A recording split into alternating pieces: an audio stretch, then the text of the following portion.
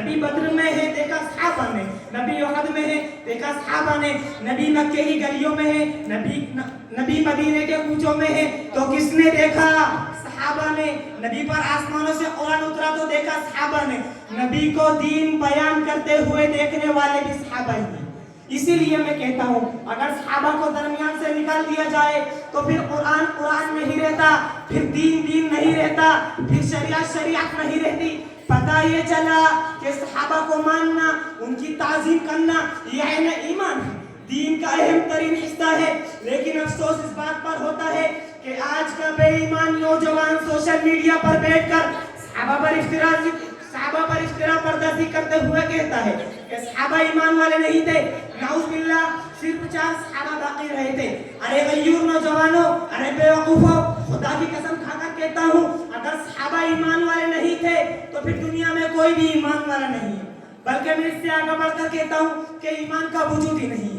وہ social media کے بیوقوف تاریخ کی باتیں کرتے ہیں کہ تاریخ میں فلاں صحابی نے یوں کہا, فلاں صحابی نے یوں کہا. اسی لیے میں کہتا ہوں اگر یہ تاریخ میرے نبی کے یاروں کی تعظیم کرے گی, اگر یہی تاریخ میرے نبی کے یاروں کی تعظیم کرے گی تو مجاہد ابن محمود ایسی تاریخ کو اپنے سینے سے لگاتا ہے, پلکوں پہ سجاتا ہے. لیکن اگر یہی تاریخ اصحاب پیغمبر کی شان میں گستاخی کرے, میرے نبی کے یاروں کی شان میں گستاخی کرے تو ایسی تاریخ کو میں اپنے جھوٹے کی نوک پر رکھ کر اڑانے کا ارادہ رکھتا ہوں. میں نہیں مانتا ایسی تاریخ کو جو اصحاب پیغمبر کو نہ مانے, میں نہیں مانتا ایسی تاریخ کو جو خلفائے راشدین کو نہ مانے. لہذا جب صحابہ کرام کا امتحان لیا گیا تو صحابہ کرام اس امتحان میں 100% پورے اترے. تو پھر تم اس تاریخ کو کیسے بھلا سکتے ہو؟ ارے تم اس تاریخ کو بھلا کیسے سکتے ہو کہ آندھی اور طوفان آئے, صحابہ نے کلمہ نہیں چھوڑا. پھر آسمان اس زمانے پر اس واقعے کو کیسے فراموش کر سکتا ہے؟ ارے فراموش کیسے کر سکتا ہے کہ حضرت بلال کو سخت دھوپ, زبردست گرمی میں تپتی ہوئی ریت پر لٹا کر سینے پر بھاری بھاری چٹان رکھوائی گئی, مگر پھر بھی کلمہ نہیں چھوڑا, جمے رہے. انہیں جنگوں میں آزمایا گیا, انہیں عقائد میں آزمایا گیا, انہیں کردار و گفتار میں, رفتار و اطوار میں بھی آزمایا گیا, مگر پھر بھی کلمہ نہیں چھوڑا, جمے رہے. اللہ تعالیٰ کو ان کی یہی ادائیں پسند تھی.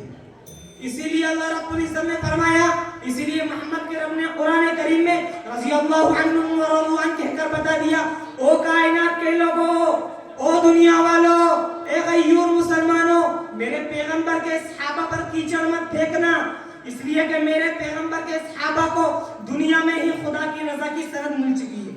اس کے بعد بھی اگر کوئی یہ کہتا ہے کہ ابو بکر جنتی نہیں, عمر جنتی نہیں, اصحاب پیغمبر جنتی نہیں, تو پھر خدا کی قسم کھا کر کہتا ہوں کہ اگر ابو بکر اور عمر اور اصحاب پیغمبر ہی جنتی نہیں تو پھر جنت کا وجود ہی نہیں. اس لیے کائنات کے بدترین لوگوں ذرا سدھر جاؤ. اسی لیے میں تم سے کہتا ہوں صحابہ پر افطرا پردازی چھوڑ دو, ورنہ ہم علماء نے صحابہ انشاءاللہ صحابہ کا دفاع کرتے ہوئے تمہیں ہی نشانہ بنائیں گے. اس لیے اگر تم جنت کے طالب ہو, اپنے ایمان کی حفاظت چاہتے ہو تو صحابہ کرام رضی اللہ تعالی علیہم اجمعین پر افطرا پردازی چھوڑ دو اور صحابہ کرام رضی اللہ تعالی علیہم اجمعین کو اپنے سینے سے لگاؤ. لے شوق سے نام صحابہ کا, لے شوق سے نام صحابہ کا, کر چرچا عام صحابہ کا, لے شوق سے نام صحابہ کا, کر چرچا عام صحابہ کا, گر طالب ہے تو جنت کا تو پلہ تھام صحابہ کا, وما علینا الا البلاغ.